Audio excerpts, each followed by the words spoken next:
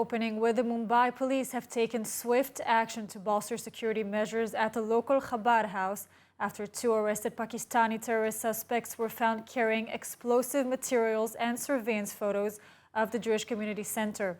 The Chabad house, located in the Colaba neighborhood of Mumbai, has been under constant threat since the tragic events of 2008. Since then, Indian police have been maintaining round-the-clock security at the center. However, the recent seizure of explosive-carrying suspects surveying the Chabad house has raised concerns, prompting the Mumbai police to increase their vigilance. The alert came from a discovery made by the anti-terrorism squad on Google, where they found 2 saved photos of the Chabad house, and after notifying the Mumbai police, an immediate increase in security was put into action, with additional policemen deployed to strengthen the center's protection. A comprehensive security exercise was also conducted in the surrounding area to ensure maximum preparedness, and Rabbi Israel Kozlovsky, the Chabad emissary in Mumbai, acknowledged the heightened security measures and emphasized the year-round vigilance they maintain. Local security levels are continuously adjusted based on the latest alerts and threats. The IDF conducts first operation in Jenin since the Home and Garden counter-terror mission.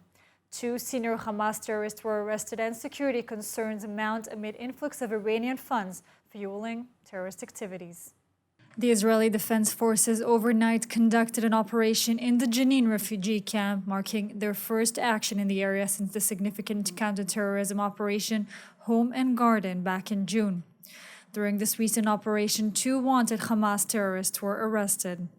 The forces entered Jenin overnight and arrested Fatah Atum, a senior member of Judea and Samaria Hamas, who previously sat in an Israeli prison, that in addition to the arrest of a senior member in the Jenin brigades. Live fire was exchanged during the raid. No casualties were reported. Security officials have expressed concerns about the future operations in Jenin due to the influx of Iranian funds into the Jenin refugee camp. The money aims to rebuild infrastructure and strengthen armed forces within the camp. Jenin, situated in northern Samaria, has seen a rise in terrorist activities, becoming a stronghold for such elements. Just recently, a terror cell attempted to launch a rocket towards the Jewish town of Ramon in the Gilboa Regional Council. This latest IDF operation comes after a 3-day anti-terrorism campaign in June, illustrating the ongoing efforts to combat terror threats in the region. Palestinian factions, including terrorist groups, are meeting in Egypt in an effort to restore unity.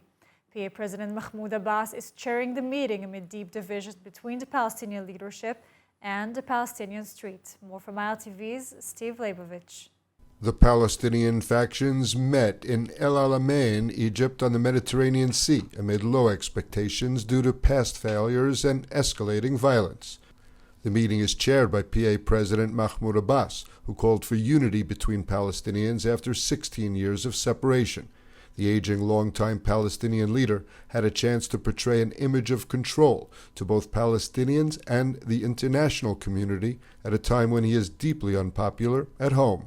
اجتماع اليوم للأمناء العامين للفصائل الفلسطينية خطوة أولى وهامة لاستكمال حوارنا الذي نرجو أن يحقق الأهداف المرجوة في أقرب وقت ممكن. The talks in Egypt followed a meeting between Abbas and Hamas terrorist leader Ismail Haniyeh in Ankara last Wednesday. Abbas and Haniyeh have been unable to repair a rift since 2007, when Hamas seized control of the Gaza Strip. Abbas and Haniyeh have been unable to repair a rift since 2007, when Hamas seized control of the Gaza Strip. Abbas' Western-backed Palestinian Authority remains dominant in the Palestinian territories in Judea and Samaria. Meanwhile, in Gaza, hundreds of Palestinians held a rally calling for an end to 16 years of internal Palestinian division. They reminded both Abbas and Haniyeh that there is an acute power shortage in Gaza, and neither of the leaders was taking care of the needs of the people. And in Lebanon, a violent clash erupted in Ein el-Khilwa between Palestinian factions. At least 2 people were killed when the mainstream faction Fatah fought against the rival pro-Islamist groups. Experience the power of truth with ILTV News. If you're looking for quality content and captivating visuals, join our news community and become an integral part of our team as we embark on a mission to unveil the real Israel, dismantling the web of lies and misinformation that surround reporting on Israel. By subscribing to ILTV News, you will not only have access to the latest updates, but you will also amplify our message, creating a ripple effect that carries the truth far and wide. Subscribe today and help reshape the narrative. Available on the web, Android, and Apple. And to unravel the prospects of unity and dialogue between Palestinian factions and assess the pulse of Palestinian streets, we're now joined by founder and director of Palestinian Media Watch, Itamar Marcus. Itamar, PA President Mahmoud Abbas has a busy week promoting unity with Hamas. Are there any signs that his meetings in Turkey and Egypt can really bring him any closer to an actual understanding with Hamas? There's no chance that the Palestinian factions are going to ever have an understanding. The most important thing, and by the way, they've been talking about unity for years now, for many, many years, and they've had meetings for many, many years. The main problem that they always have is that the Palestinian Authority wants all the security, all the armies, all the different militias, all to be under the rule of the Palestinian Authority. Hamas was agreeing to political unity, but they would never agree to give up their own independent militias. And that has been the problem in the past, and that continues to be the problem today. Today, they also talk about the fact that that Hamas wants active terror and the Palestinian Authority wants less active terror, what they call peaceful resistance, peaceful popular resistance. We know from the past that Mahmoud Abbas defines peaceful popular resistance as using knives, guns, and cars to kill Israelis. So they really, when it comes to terror, there's not much of a difference, but the Hamas wants its military independence. The real question is why now? I mean, why are the talks happening just right now? Why the timing? They're happening now because Mahmoud Abbas is very weak now. He's been weak for the longest time, that is for a number of years now, as 70 to 80% of Palestinians want him to resign. They believe he's corrupt. They're all still angry that 2.5 years ago he canceled elections right before they were supposed to happen because he knew Hamas was going to win. So he's not popular at all. And then what happened was Israel went into Jenin in that major raid, and he became even less popular. So what he did is created this fictitious framework. I say fictitious. This formal framework, which he knew was a bluff. He knew that there was no chance that they would reach an agreement, but he had to tell Palestinians that he's trying to do something to create a perception that he wants to get all the factions united. He knew in advance. We knew at Palestinian Media Watch. We were discussing, we were laughing about this. We said, this has happened so many times before, but Abbas goes through the motions so that he can tell his people, I tried, but Hamas didn't agree. Now, the Egyptian hosts say that in addition to bringing the factions together, they want them to all commit to sustained dialogue with Israel. Any chance of that? It's not going to happen. Both because certainly Hamas will not agree to any dialogue with Israel. Israel won't agree to dialogue with Hamas. But even the Palestinian Authority isn't interested in dialogue with Israel. The Palestinian Authority is interested in having all the international forces put pressure on Israel. And this is what they've been very successful at this for many years. The UN keeps condemning Israel. The EU keeps condemning Israel. Everyone keeps condemning Israel for everything that we do.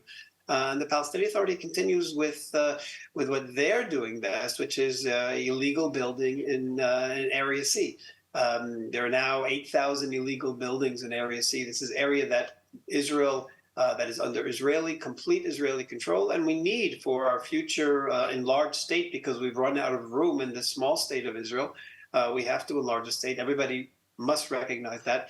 And the PA does as well. So the PA is setting up. So the PA will never come to serious talks with Israel because they are quietly doing what they want to do.